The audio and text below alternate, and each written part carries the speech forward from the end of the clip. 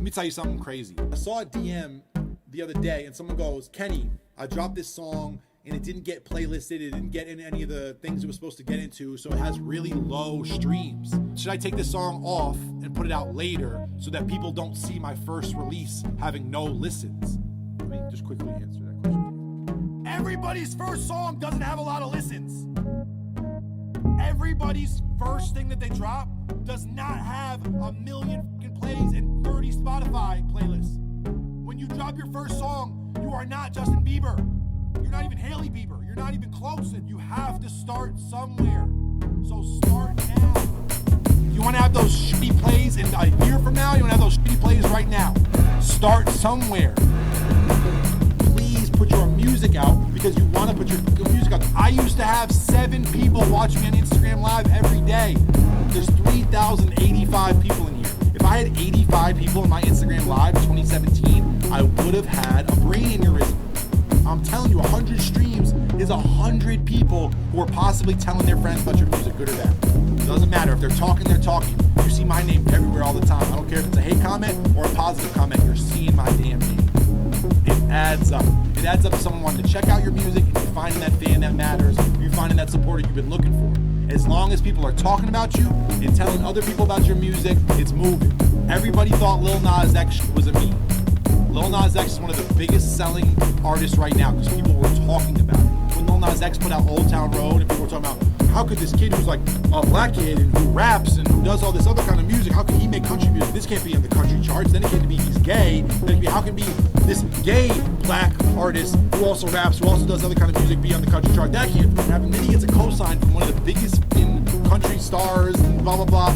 Then it goes even bigger than that. Then it goes even bigger, drops more singles. People who don't care about a million different things all of a sudden care.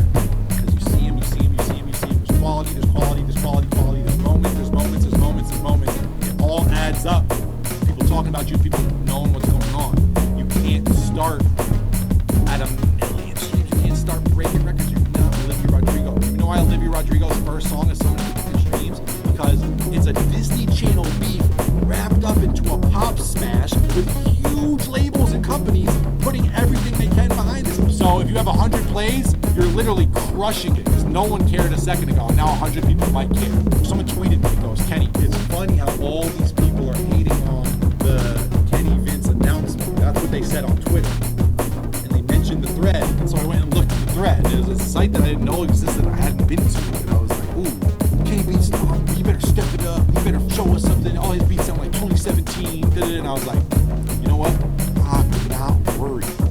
Because when Law of Averages drops, I know exactly what it sounds like. I know exactly how it feels. I have certain songs that I make and I don't even care if they come out because I love it. What movie was it? Well, I can't remember. He's one of those guys that's like I'm gonna show them who's never been boss. Right. You know, where he thinks he's gonna win some dispute with the customer service department, and then they just hang up on him. Nothing changes. Nick, well, you're actually very persistent with customer service representatives. Really are. Am I? Yeah. Oh yeah. I guess lately I have been. Yeah. You're always on the phone. Well, I used to be a call center guy, so I know how to speak to them. You know the biz. Yeah. You know the secret codes. I used to work at a call center, and I hated my job, and I hated being on the phone all day long. Mm-hmm. And then I would get home, and I would get drunk on my porch, and prank call the call center that you worked at, that I worked at. What a fucking stupid life. Well, because I worked there, I knew exactly what to say to keep people on the phone. Right. It was like an hour and a half, just how to like ruin someone's night. So funny. And just pretend to be like an old woman that's like, and you know, I'll be like, I need help setting up my email. And then I had all the screens memorized, so like I would get them to help me through like almost every step of the way. And at the last one, I'd be like, okay, well, and they're like, now click start. And I'm like, where's start? And then they're like, down on the bottom of the screen. And like, they've already been through this with me. I'd be like, is it where it says Finder? And I would like drop hints that it was a completely different operating system, like change the entire like Mac at the very last step. And then they would lose their fucking minds and have to restart the entire thing. There's always just like inconsistencies in the way. So how do they track whether you're a good employee? Because you clearly were not. Oh, they didn't give a shit. I mean, people quit so often. I remember there was one time. First of all, everyone that worked there. Imagine this: a workplace with 600 people where I am the coolest guy. Oh God. So that was like the average employee was like the biggest fucking. There was a girl that would bring like a doll, and she would sit there and brush its hair. Oh my While she was on the phone. There were multiple people that wore tails because they were furries. Yes. They would like, yeah, and they would like see each other and go Those like, little foxtails. yeah, like they were. No, dude. Oh, yeah, dude. Oh my God. Yeah, there was a guy that had like a shirt that was like. They would bark at each other. Oh yeah, they were gay as shit. Dude, there was this one guy that had a fucking like a shirt that was like you know, like bomb squad coming through or something, but the bomb squad was crossed off and it was like tech support. Oh God. That guy also had like a theatrical cane, like a long cane, like a skull on the top. So he didn't need that he That is so awesome. Where do you sleep tonight? Tonight's in the factory.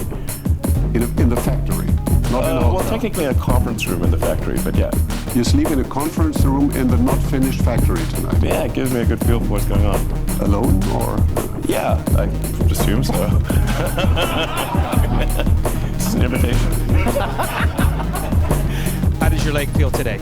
Oh, feeling good. What happened to you? Huh? What happened? Just clap. Just a cramp? Just clap. You told me what can you eat to help you make you feel better? Banana. Monkeys never clap. You know, monkey never clap. Because a monkey every day banana. 2, So how many did you have today? 3. No more cramp for you. I need 3 bananas because monkey never claps. Perfect. Thank you. Very much. His name is Simple Rick, but he's no dummy. He realized long ago that the greatest thing he'd ever create was his daughter. I love Daddy. We captured that moment. We run it on a loop through Simple Rick's mind. And the chemical that makes his brain secrete goes into every Simple Rick Simple Wafers wafer cookie. Come home to the impossible flavor of your own completion. Come home to Simple Rick's.